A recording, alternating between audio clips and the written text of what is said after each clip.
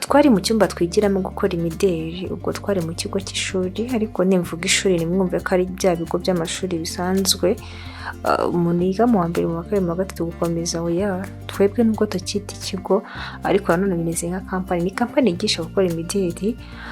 Havamo nyine abantu bakomeye ku buryo bamwe na bamwe bagiye bahiga babaye abanyamideri bakomeye ku isi. Ubwo rero nari mfite inyota, ndasohoka nk'ugiye kunywa amazi, nigera ku muryango naje kubona imodoka zigera mu 8 zinjira kuri gate, kubera ko gate y'icyo kigo irebana n'umuryango w'icyo cyumba twigiramo. Hanyuma nahise mbona ari imodoka nziza cyane, imodoka zihenze kandi zirenze, zasaga nk'izigaragiye indi modoka imwe yirenze kuzirusha.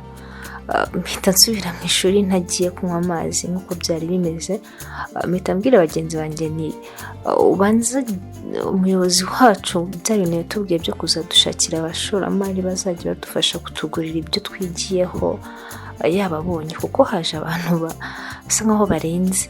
Nibivuga abanyeshuri bose bahaguruka, ngo ntabo twari turi kumwe twigana, barahaguruka bajya mu madirishya batangira kurunguruka bareba za modoka zaraje zitondekanye ziparika aho ngaho hafi. Zirangije mwasohoka mu modoka imwe navuze isa nkaho bari bayigaragiye, afunguye umuryango, mbona hasohotse umusore ubona mwiza muremure bidakabije ariko nyine mu rugero, w'imibiri yombi, ufite taye nziza.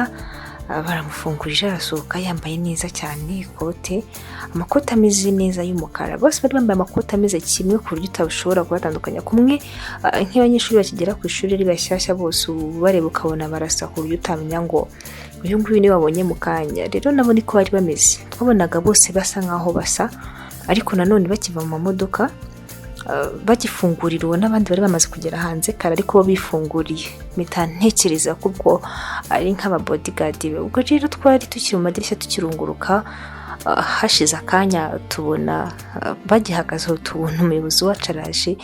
Nabyo kubakura mu ntoki yaraje abasuhuza, byo kuba kuri uyu muntu yunama nyine nk'uhaye umuntu icyubahiro, nabo baramwunamira. Hanyuma tubona batangiye kuvugana, twaribaje tuti abantu ko badasanzwe, ko dusanzwe tugenderwa n'abantu bameze batya bigenze bite. Ariko ntitwabitindaho, twagiye kubona rero tubona batangiye gutera utambwe.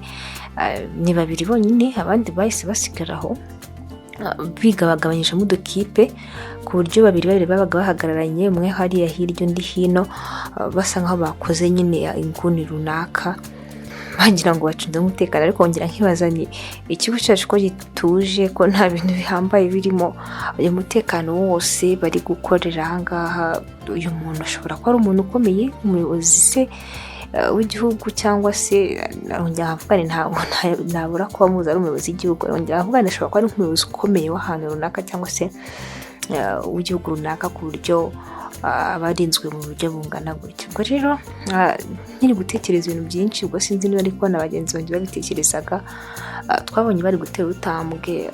Wa musore twavuze bafunguriye ateye urutambwe n'umubodyguard umwe na muyobozi wacu, bari kwerekeza aho twigira. Twese tubibona ko baje aho ngaho turi, tudusubira mu myanya yacu twicara vuba vuba, dutangira gukomeza gukora akazi nk'uko twari turi kugakora.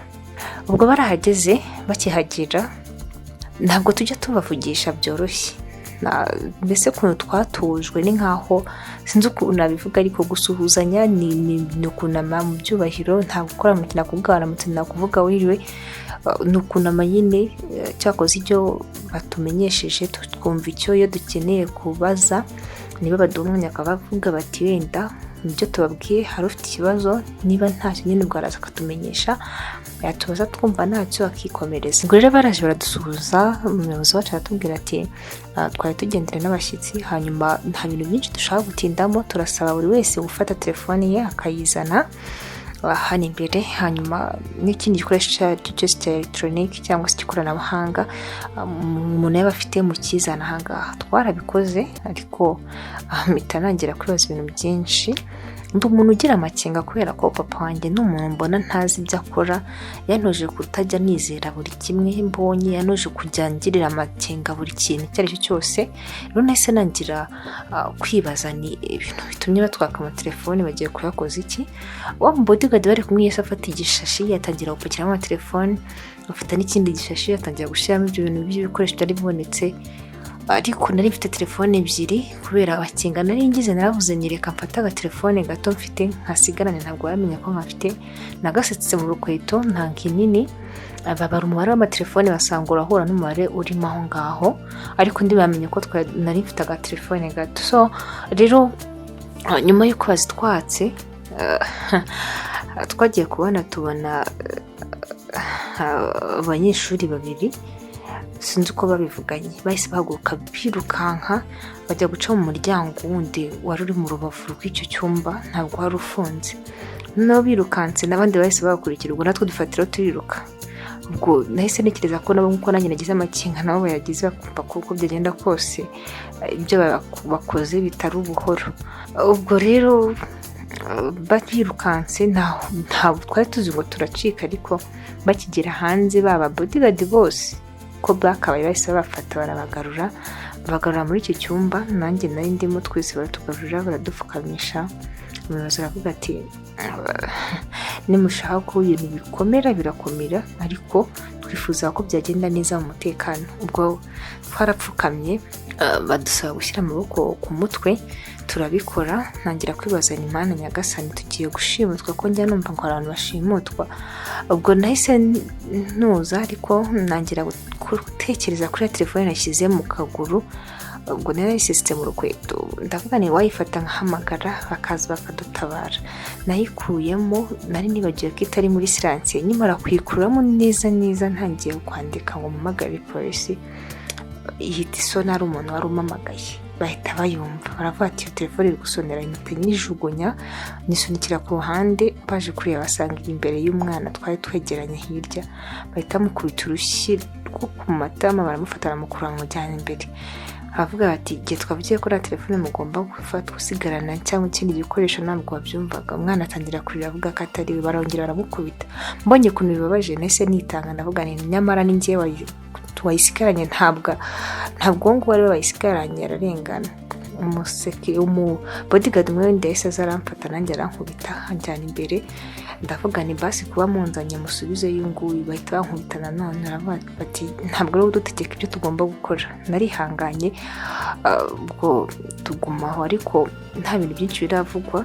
Wa musore yahise avuga ati ndabona uyu nguyu ari nawe dukeneye, ati ongera ubura amaso neza turebe, undebe hano turebe. Ntabwo nabikoze, ariko numva kandi ari kuvuga uko yagenda kose, kuko nari nje nyuma y'uwo bajyanye imbere, sinibura amaso. Bahise bongera bankubita bavuga ati kuki usuzugura. Nahise nubura umutwe ndamwitegereza. Wa musore aravuga ati wawu, nibyo koko, nibyo, ntabwo bambeshye, n'uyu nguyu dukeneye, abandi nimushaka mubihorere. Bahise bansohora, abandi basigara aho ngaho, basigara n'ababodyguard.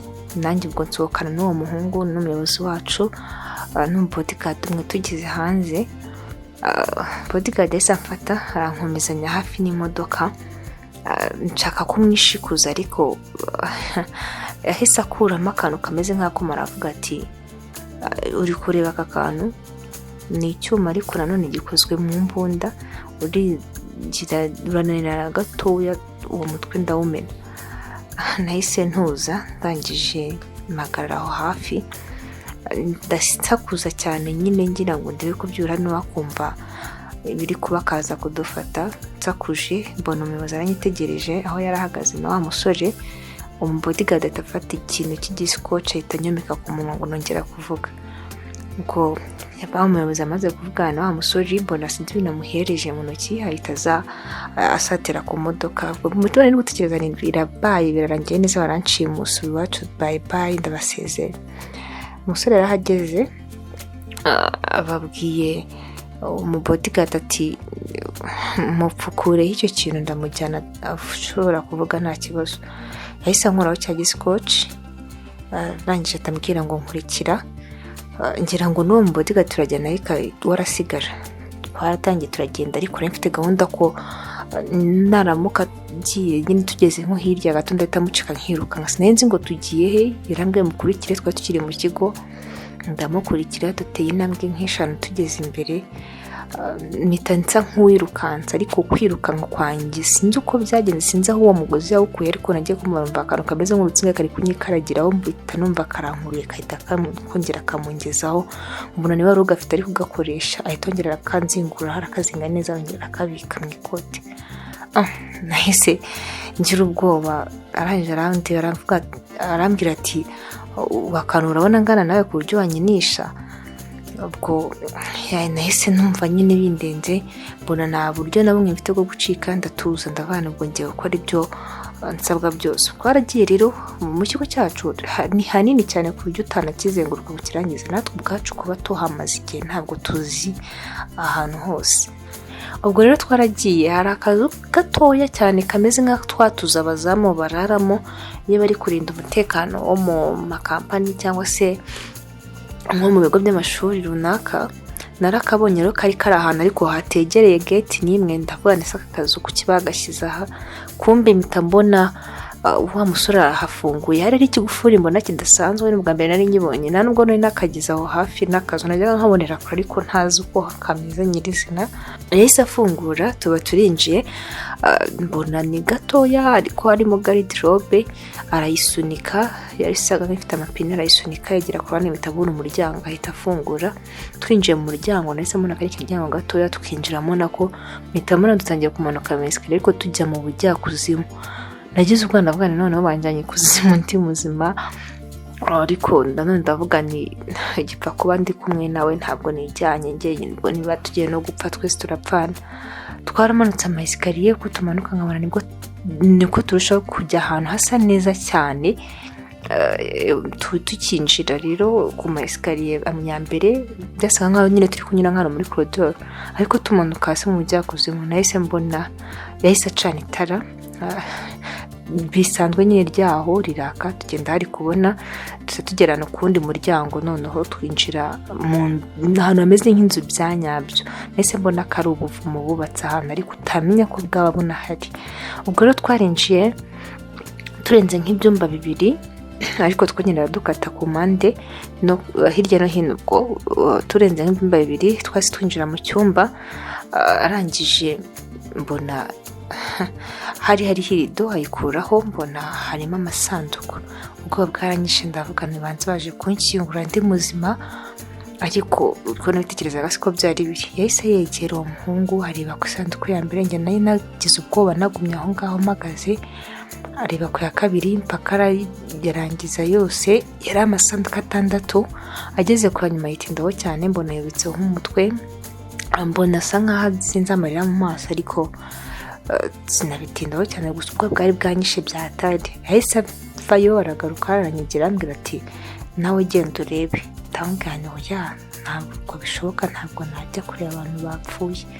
Yaranyitegereje cyane, hashize akanya barambwira ati nta rimbiri iteye ubwoba, ntabwo mbyuka neza ariko ndumva yaravuze ko irimbiri itera ubwoba ngo nta muntu wawe urimo, naho iyo umuntu wawe arimo biba bimeze nk'ahantu hasanzwe. Sinuko abivuze ariko yari muri iyo njyana.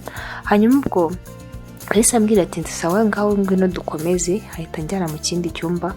Afunguye mbona bimeze nk'aho ari salo, harimo intebe nziza cyane zimeze neza nyine nk'aho ari salo y'umuntu. Ahita ambwira ngo nitegereze amafoto arimo, yari amafoto yagiye yometse ku gikuta, yari amafoto agera mu 8 cyangwa se arengaho, ndabyibuka.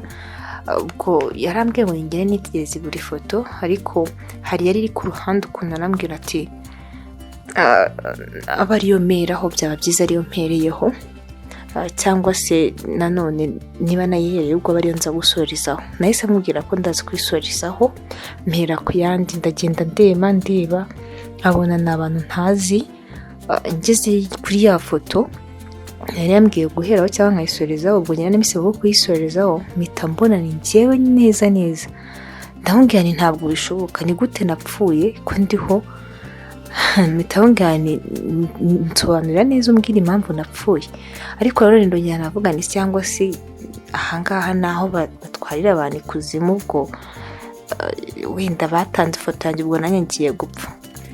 Yaranyitegereje aranyihorera, ariko nkabona yahindutse uko twaje sikakiri.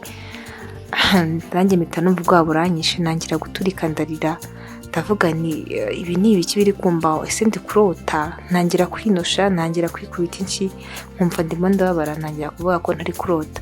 Naramwigena mbwira ati wambabarira ukambwira niba ndi kurota cyangwa ntari kurota. Ndamubwira ni njye nshobora kuba ndi kwikubita nkumva n'ubundi biri kuba ntabwo biri guhinduka, mbabarira ari wowe unkubita cyangwa unoshe mbashe kumva niba ndi mu nzozi cyangwa ntari mu nzozi.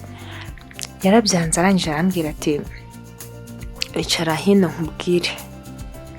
Mbere yuko njya kwicara ariko nahise mbona nawe ubwo ari gutera utangwaza kwicara, yahise yifata mu gatuza ku mutima, aho umutima uherereye arangije arunama cyane, mpita numva aratatse, arambwira ati ngwino nkubwire icyo umfasha. Ndaramwegereye ngira ngo ni imitwe ari kuneka wenda agiye kungirira nabi, ankubite nk'ikintu mu mutwe, ariko ndivangana ndagenda ndamwegera, atambwira ngo kora mu ikote ryanjye mu gafuka kari ku ruhande gatoya inkuriyemo ibinini biri mu merezi. Nakozemo mbonamo utunini duto, kuko marambwira ngo ninkuremo kamwe nkamuhereza akamire, ndagakuramo arakamira.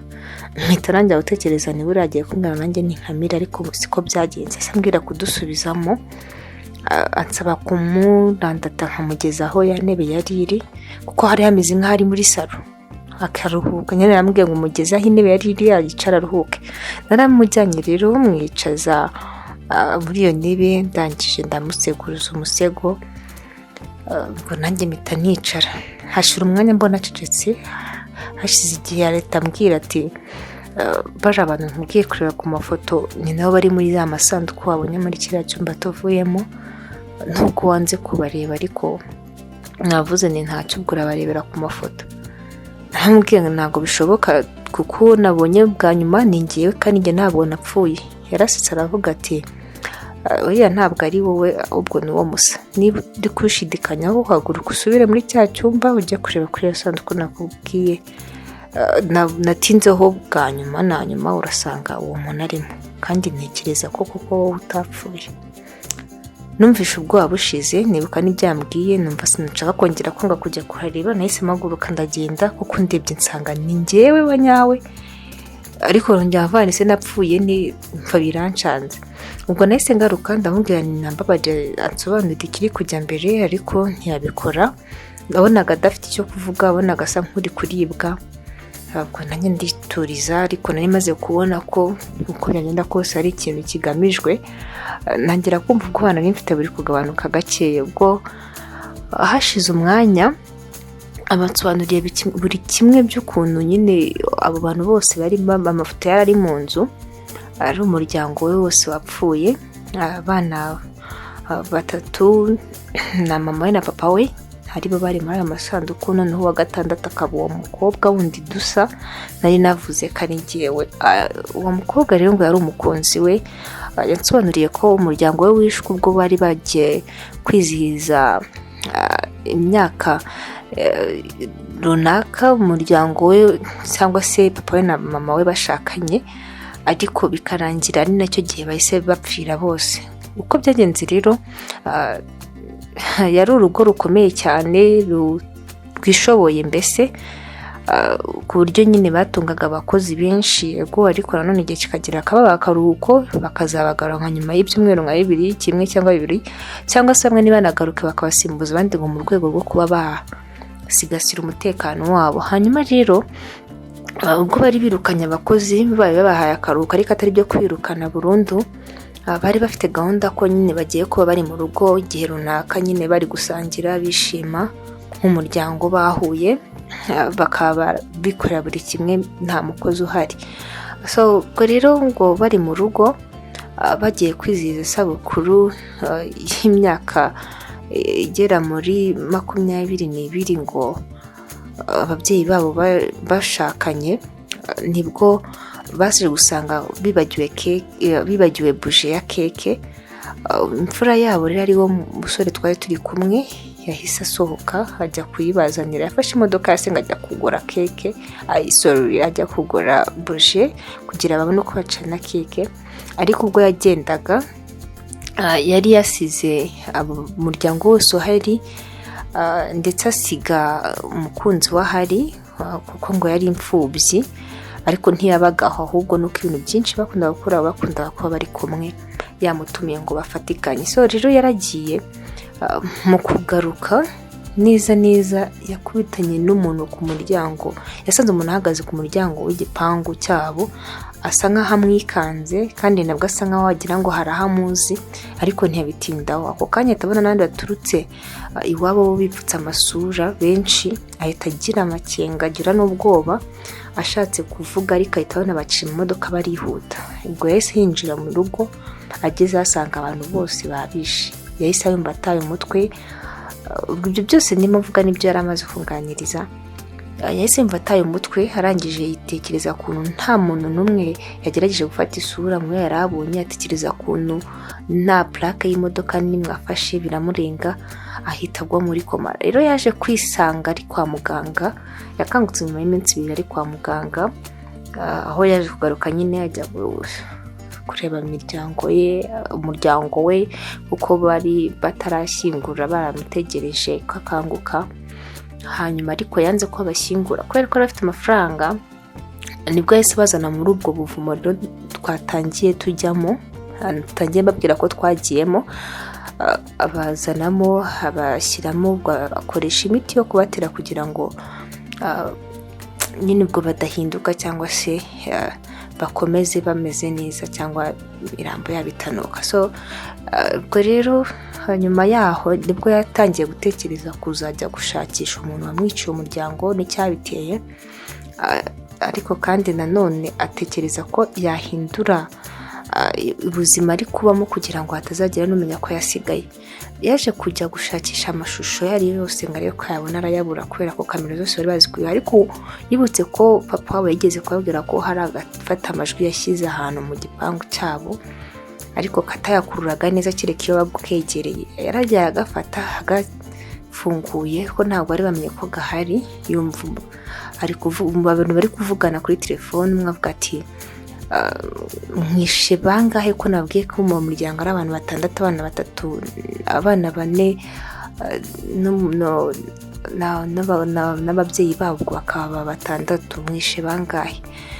Bari baramusubiza bati ni 6 twayibaze neza. Bati none ko hari umwe mbonye dusa nkaho duhuje amaso, mbona ariko yerekeza ahubwo si uwabona. Ati oya ni 6 twabishe. Kumva ubwo bari kubabara baze nabi, babariramo no wa mukunzi we, bagira ngo umubare nyine ubwo abantu bashaka kwica wageze.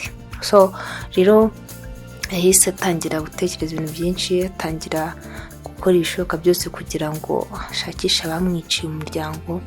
Nibwo yahise avuga ati reka yiyoberanye, hagenda ajye kure ku buryo atazamenya ko yasigaye, bajye babaho bazi ko babishe bose kandi ahari. Rero nibwo yaje gutangira rero kujya ashakisha bamwiciye, ariko ajya no kuba kure, ariko kandi akavuga ko azakomeza kubikurikirana.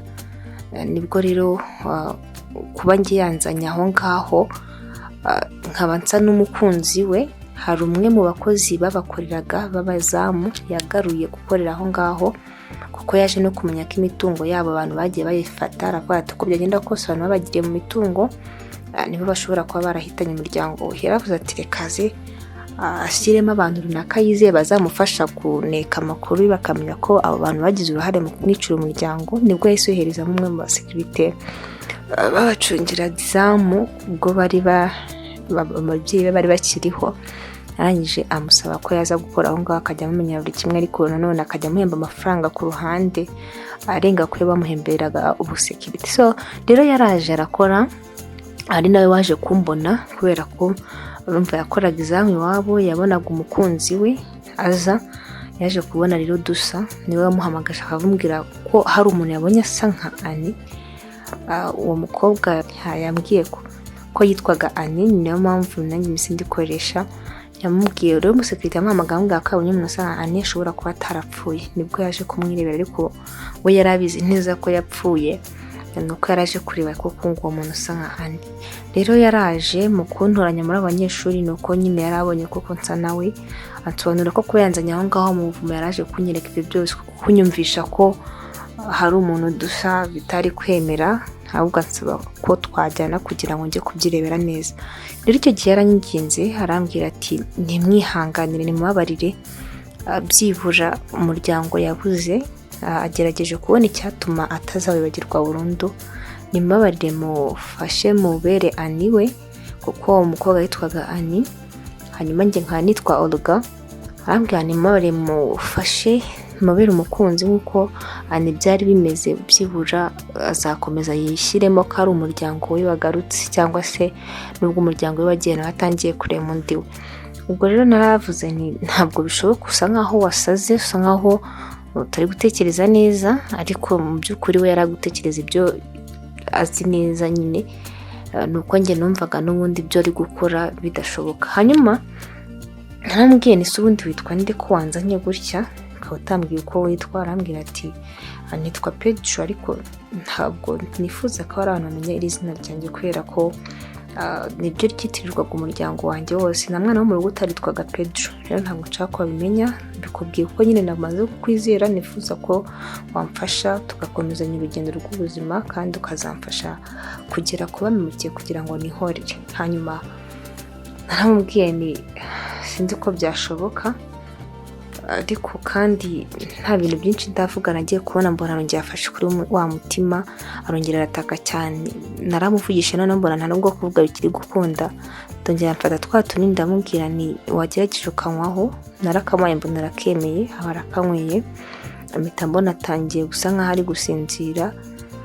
Nahise mufata muryamisha mu ntebe mwiseguza ibibero byanjye, ndamureka araruhuka. Nabonye asa nk'uwasinziye, mu gihe yarasinziye nibwo natangiye kwitekerezaho, ntekereza ibyabaye byose, ndavuga ntangira gutekereza nyine ko namwemerera tugakundana, kuko nari maze kumva nyine biteye agahinda. Rero agikanguka nahise mwakiriza inkuru yuko nemeye ko dukundana. Arambwira ati ntabwo nshaka kuguhatira ibintu bitakurimo, ubitekerezeho nimba kuko ari byo bikwiye ubone kubinsubiza. Ndamubwira nabitekereje ubwo wari usinziriye, ndumva nta kibazo twakundana.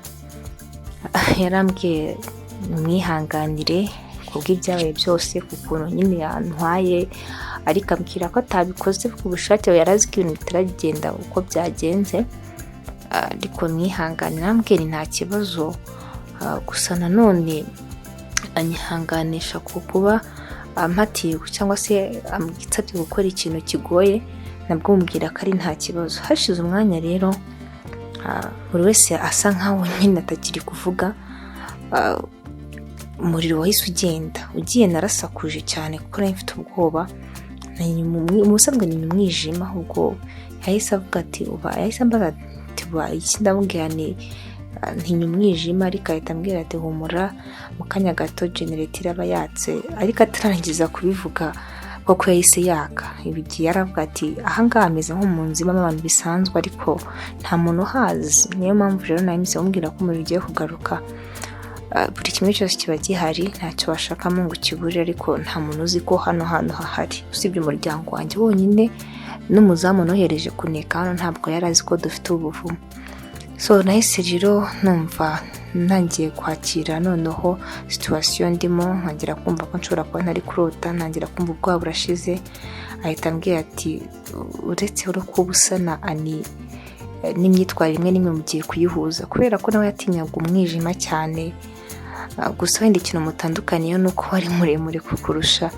Ati yagusumbaho gatoya, iriya foto wabonye nuko ari igice, ariko nzakwereka indi muri telefone, ntabwo nayigendanye hano, iri mu modoka, nzayikwereka ifoto ye ari buhagaze, uzabibona neza ko tayari zimwe usibye uburebure bwonyine yakurushagaho.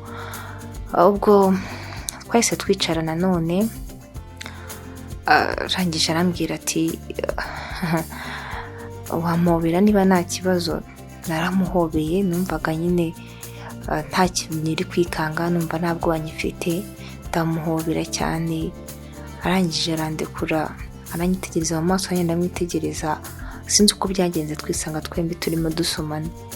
Hashizeho iminota 5 turi gusomana, mpita mwiyaka, ariko nawe nsanga nuko yaragiye kunyiyaka, abarambwira ati mbabarire, nenda ndamubwira nanjye mbabarire, ahita avuga ati ntabwo arazi ko ibyo byose biri bube, atavuga ati nidusohoke tugende, icyo yashakaga kunyereka nicyo cyarangiye, akanambwira buri kimwe. Byaba byiza rero tugiye, ntambwira nta kibazo. Twaragiye rero, ariko tugeze kuri aya maesikariye mpita nsikira, mpita kugenda bita binanira, akaguru nyine karambabaje cyane, natsiye ndababara cyane kugenda birananira. Arangije ahita anterura, amujya ari kunjyana, none ndamubwira nti oya reka nijyane, gerageza umfate ku rutugu ngende ndi kwigenza, kuko ntabwo twagera hanze nk'abantu bambone nteruye ngo nibibe ikibazo. Arambwira ati bitwaye iki se bakubonye, usibye ko bataranakubona ko nta muntu bahari bwamaze kwira? Ndamubwira nti shuwa, ati yego ndabizi nisa ko bwamaze kwira ko tumaze umwanya munini hano. Yahise ambwira ati nta kibazo reka nterure, ntabwo ibiro mfite ari byinshi, bingana neza nk'ibyo yari afite kumuterura, ntabwo byamugoraga. Yaraneruye turagenda, tugeze hanze kuko nsanga bwije, nabonye nta n'umuntu n'umwe uri gukoma, mbona nta muntu uri kugendagenda hanze. Ntekereza igihe tumaze aho ngaho ko twari twagiyemo yega ari ku manywa, ariko nanone amasaha yasaga nk'aho akuze. Ahita njyana angeza ahandi bari ku mamodoka yabo, baba bodyguard bagihari bakimeze kwa kundi, anyinjiza mu modoka, arangije akuramo imiti, arankandakanda aho nari natsikiye, nzirikiraho akabande. Arangije arampereza undi muti, arambwira ati uze gukandaho n'uyu nguyu uraza gukira. Ndamubwira nti none se ko bwije, ko abantu bose bagiye, ko bari bumane? Arambwira ati wibagiwe ko nagutwaye umuyobozi abizi? Ahubwo reba hariya hirya. Ndebye mbona umuyobozi wacu n'umugore wari udushinzwe aho twararaga, nubwo navuze ko ari ikigo cy'amashuri ariko none si amashuri, twasaga nko turi mu maparitoma, buri wese afite icyumba cyararamo. Hanyuma ahita ambwira ati ngaho genda ujye uze kugerageza gukoresha uwo muti, ikindi uze kwirinda kugira uwo ubwira ikintu na kimwe, ibyo wabonye byose ubyibagirwa ubifate nk'aho bitabaye, njye tuzakomeza tuvugane, na serivisi nagusabye ukomeze uyibuke. Ubwo nahise ngenda, abaranjyana nawe, ubwo nahise mbona asigaye avugana n'umuyobozi wacu, sinzi uko byarangiye. Naragiye ngeze mu buriri nkomeza kwitekerezaho, nkavuga ni sibi kuko izi nzozi ndi kurota ko ari mbi zarangiye nkicura, ariko sinari ndi mu nzozi nk'uko nabitekerezaga. Ubwo nararyamye kubera umunaniro mwinshi, ubwoba, kwirirwa ndira byancanze, nahise nsinzira. Bukeye mu gitondo rero abandi bagiye mu ishuri nk'uko bisanzwe, ngewe nkomeza ndyamye kubera ko numvaga nameze neza. Baza kuza kundeba nyuma, baje kundeba ngo bari mu gihe cyo kuruhuka, bacishamo bakaduha igihe cyo kuruhuka. Baje kundeba rero bansuhuza, bambaza uko meze, bambwira ko ngo babamenyesheje ko navunitse. Ndangije numva nababaza uko ejo byarangiye, kuko nari nasize bo babapfukamishije, nkumva nababaza uko byarangiye amatelefone, ariko nkumva none nibuka ko babimbujije. Ubwo nahise mvuga nti nimbabaza uko byarangiye, barangiye ritambaza uko ibyanjye byagenze, kandi bambujije kubivuga, ariko nanjye ngategereza ko banabimbaza nkabibura.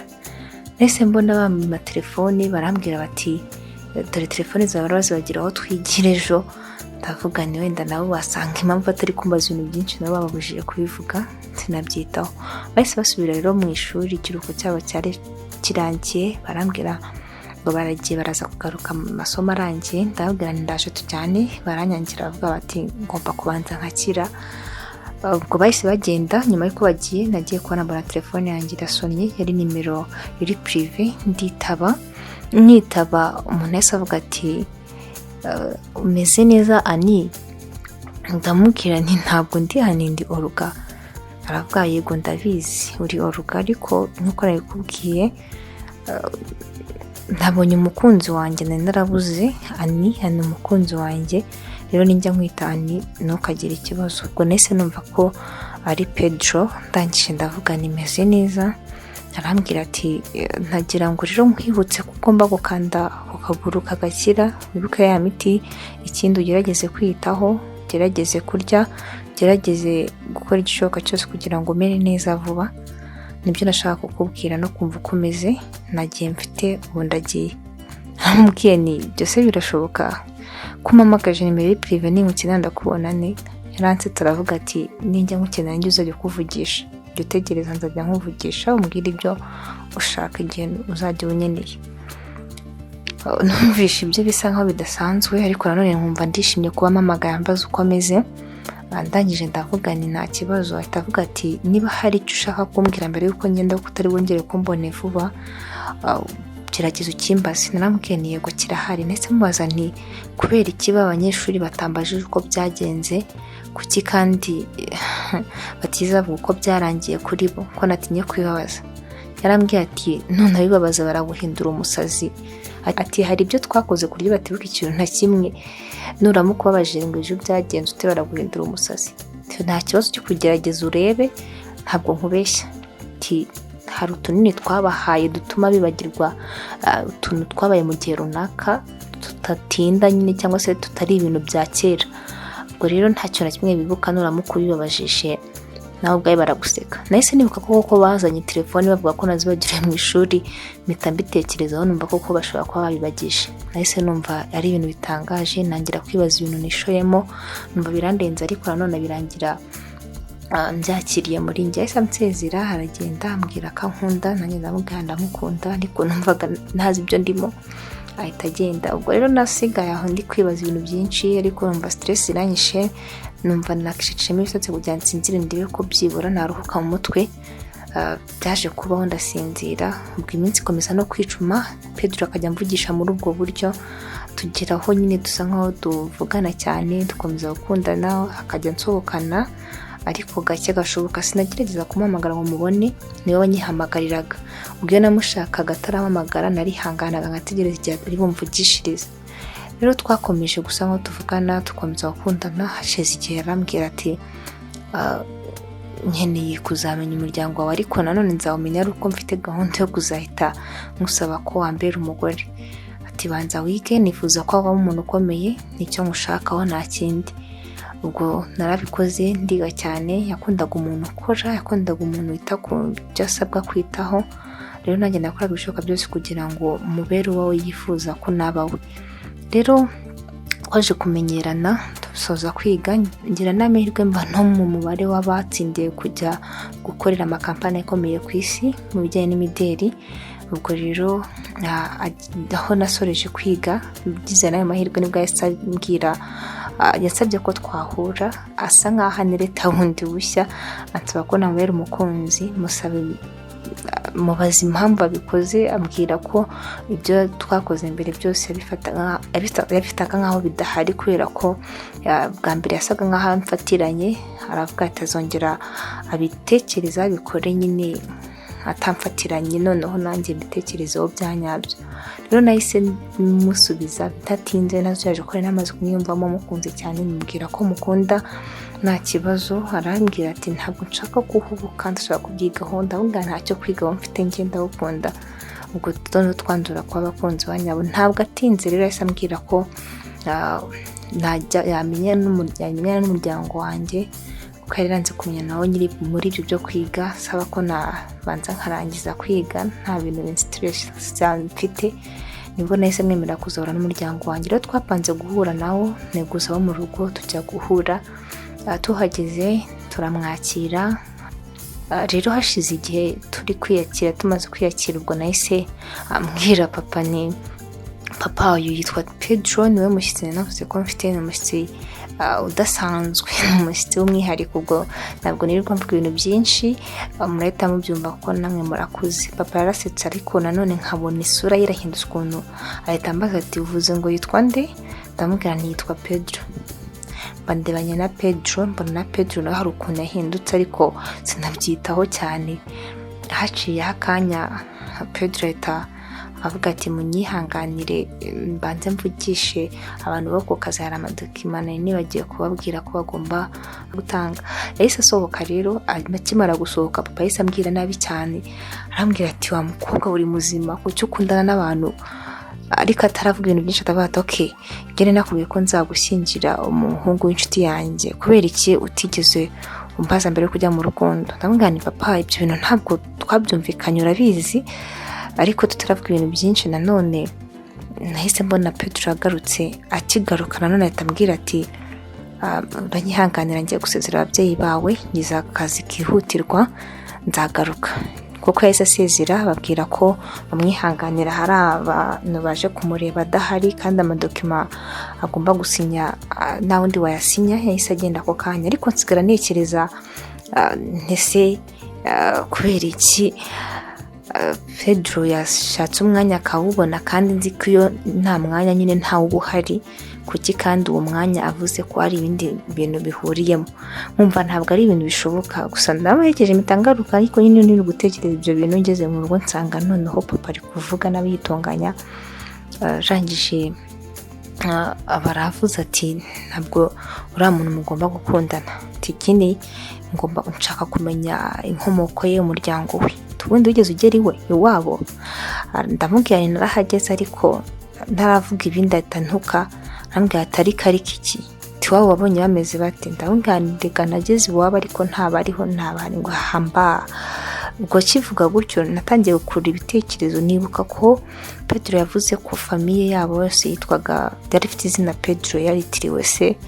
Ndavuga ni ko ntazi ibyo papa akora, ko mbona ameze nk'umuntu ntamenya gukora ibintu bitakwiye cyangwa bitari byiza. Ikindi nkaba navuze izina Pedro akahinduka, ese aba ariwe wari umwunganizi wa papa wa Pedro, akaba ariwe wivuganye umuryango wa Pedro. Nabyibajijeho. Nanone nibuka ukuntu Pedro yagiye byihuse kandi iyo afite umwanya ufite nta kindi kintu kimuvangira, nabyo nangira kumva umutima urandiye. Gusa sinabitinzeho, nahise njya kwiryamira. Ubwo nangiye kuruhuka nubwo butari bwije, ndangije ndi mu cyumba, ariko nanone numva mfite amatsiko yo kuba nagira byinshi mbaza papa. Nahise mbyuka ngo njye kumubaza. Ntaragera ahari numva ari kuvugira hanze kuri telefone yitonganya ati ko nababwiye kureba ko mwabishe bose nta n'umwe mwasigaje, bite bimeze bite? Nabonye umuhungu usa na Pedro neza, ewana niba ari nawe simbizi, ariko yakuze asa na Pedro wa nyawe, kandi ntabwo nari nzi ko rwose ari umuntu wasigaye. None biriya bintu mwabikoze muti ko mwanyemeje ko mwishana 6. Nkibyumva nahise numva umutima undiye, numva ndazengereye, mpita nsubira mu buriri. Nibuka ko Pedro yambwiye ko abantu 6 kugira ngo babe 6 ari uko harimo umukunzi we, kandi bo buriya bari bazi ko nyine umubare 6 aribo bagomba kwica, gusa ntibatekereje ko ari n'umushyitsi wabo uhari. Ubwo rero nahise nkonfirima, nahise nemeza neza 100% ko papa ari we wahitanye umuryango wa Pedro. Ubwo ntangira kubunza imitima, ndavuga ni se Pedro na Yesu yo mpamvu yagiye, mpita mvuga ni uko byagenda kose niyo mpamvu yagiye. Buriya yabuze uko yifata, yabuze uko reactinga imbere y'umubyeyi wanjye nanjye mpari, niyo mpamvu yahise yigendera. Nahise numva bincanze, numva nasara, numva nahaguruka nkajya kureba Pedro, ariko ndavarika manze muhamagare. Naramuhamagaye ntiyitaba, ndamuhamagara inshuro nyinshi ntiyitaba, bigeze ahita yayikuyeho ndamubura. Nta yindi nimero nagiraga namushakiraho, nta mukozi we nari nzi nimero, nta hantu nzi yakoreraga, usibye kuba twarahuraga tugasangira. Ntabwo nzi ngo yabaga he, weho twashakaga guhurira cyangwa se ibyo twahitagamo niwe wahitagamo, ntabwo njye nageraga uruhare mu guhitamo. Nahise nibaza aho ndamukura, birancanga. Twamaze igihe tutavugana, twamaze igihe ntazi aho ari, ntangira kwibaza uko bimeze, ntangira kwibaza uko bizarangira. Ndavuga ni se azaza kwihorera ku muryango wanjye yice, ababyeyi banjye nanjye anyice n'abavandimwe, ese azaza yice wenda papa wabikoze gusa njye dukomezanye, ese azakomeza kunkunda nyuma y'uko ibyo byose bibaye, ko njye naramukunze?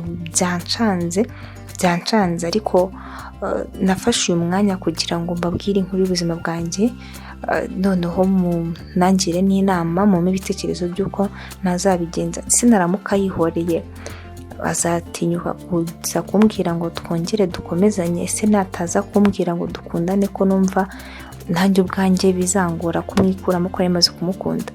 ibizaza nyuma byo nzabibabwira, nimba nkiriho n'abatihoreye ngo nanjye mbigenderemo nibwo nzaza kubabwira uko byarangiye. Ariko ku giti cyanjye ndumva namusaba imbabazi nkamwihanganisha akatubabarira na papa, kandi ubwo ntekereza ko kubera ubugome bwe mfite ubwoba ko ashobora no kumupangira kumwica. Ubwo rero mfite ikibazo cy'uko ubwo nzabura papa cyangwa nkabura Pedro, hagati yabo bombi harimo uzavamo. Gusa nanone Pedro ndamukunda cyane, ariko na papa ntabwo umwanga nuko yakoze amakosa, gusa nifuza ko bose babarirana, ariko ni ibintu bigoye cyane ntazi niba bizashoboka. Iyi yari inkuru y'ubuzima bwanjye rero, ni inkuru yambanye ibibazo, ni inkuru ntazi uko izarangira, ariko naravuze ni reka nyisangize byibura abatuye isi kugira ngo bumve ibintu abantu bamwe na bamwe bahura nabyo. Utazicara ufite ibibazo wumve ko byacitse, hari abafite ibibazo birushya ibyawe. Rero nizere ko iyi nkuru hari amasomo y'ubuzima ukuyemo, nubwo itarangiye, ariko niba ngombwa cyangwa se nidushobokera tuzaza tubagezeho uko byagenze, uko byaje kurangira. Niba byabaye ngombwa ko mba nkiriho batihoreye ngo bigenderemo. Rero reka mbashimire ko muraza kuma ibitekerezo, wenda nshobora kuzabibona nkagira icyo nunguka, nkamenya icyo nakora kuri byo. Ariko kandi niyo bitagenda uko mwabyifuje nabwo uko muzabyakire. Mukomeze kugira ibihe byiza, Imana ibane namwe, ndabashimiye cyane.